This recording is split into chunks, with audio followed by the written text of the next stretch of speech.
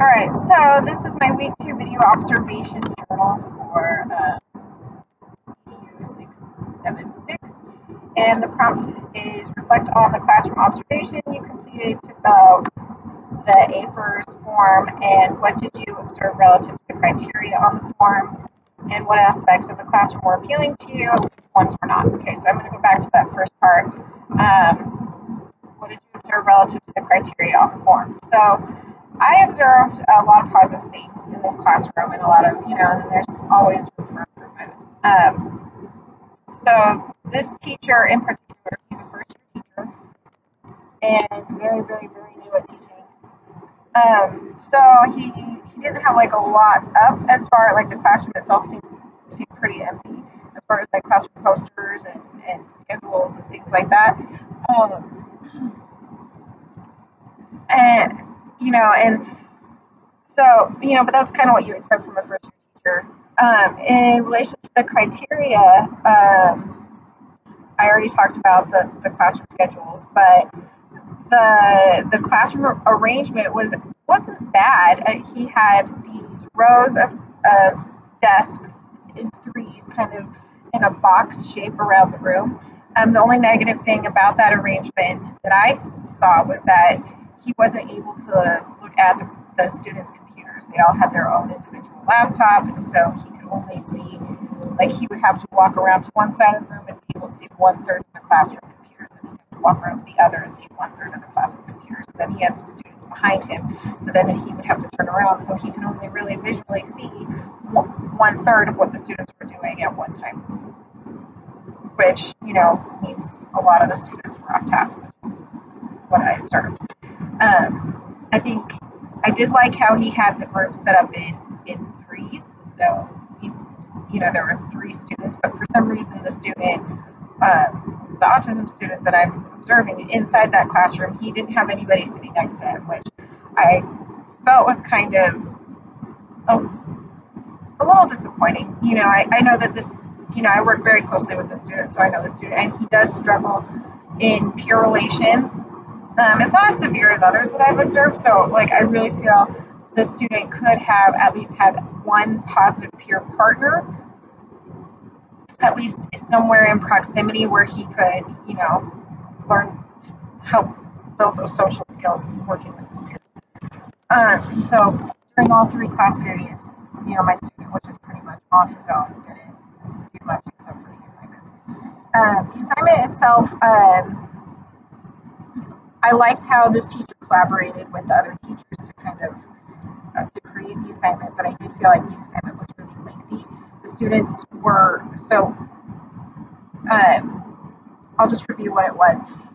He collaborated with Avid and with the math team. Our students really struggle on math, and even though this is 7th grade, they still don't remember their multiplication or division math facts. So the teacher was like, okay, well, I can show them how to make simple flashcards using Google Drive. But the problem was he had them make 145 slides for the assignment. And to me, that's really lengthy. The students, it really seemed like they were engaged in the activity. I think it would have probably been more beneficial to observe, or to have them do math facts that they didn't know, so maybe narrowed it down to like 6s or 7s, the ones that are really difficult to remember, and focused on those like 12 or 15. So that way you can move on and do something that was higher level thinking, like maybe do flashcards, in conjunction with ELA, like to help them vocabulary or science, or maybe have the students pick, a subject that they would like to, to do themselves, so that they're applying the skill into, their everyday activities.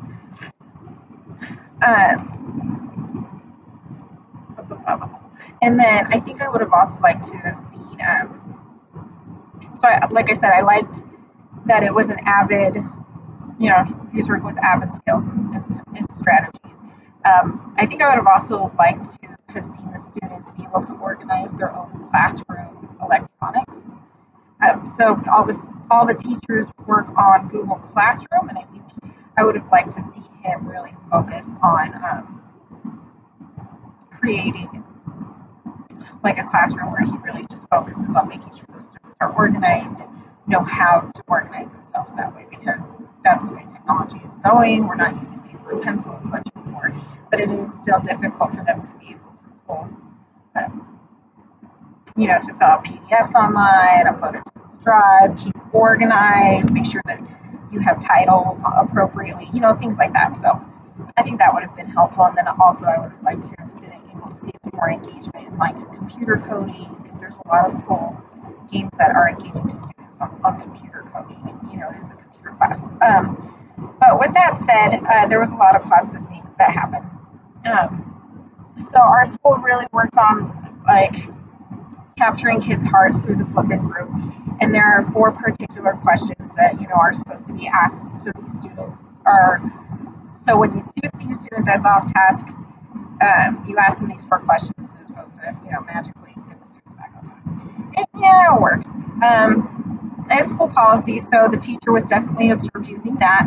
I didn't observe this teacher using any positive behavior reward system. I mean, there were several students who were on task, but they weren't acknowledged for being on task. And I think, especially my ASD student, he would have definitely responded to being like, hey, I'm on task, I'm doing what I need to do, and he would have definitely appreciated that positive feedback. I think it would be helpful. What else?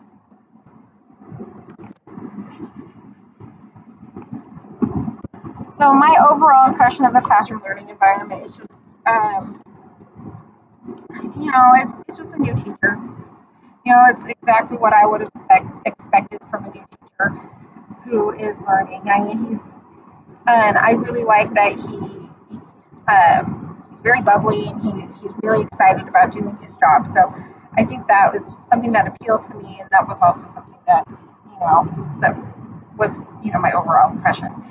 So I think that he is definitely got the potential to be a positive teacher.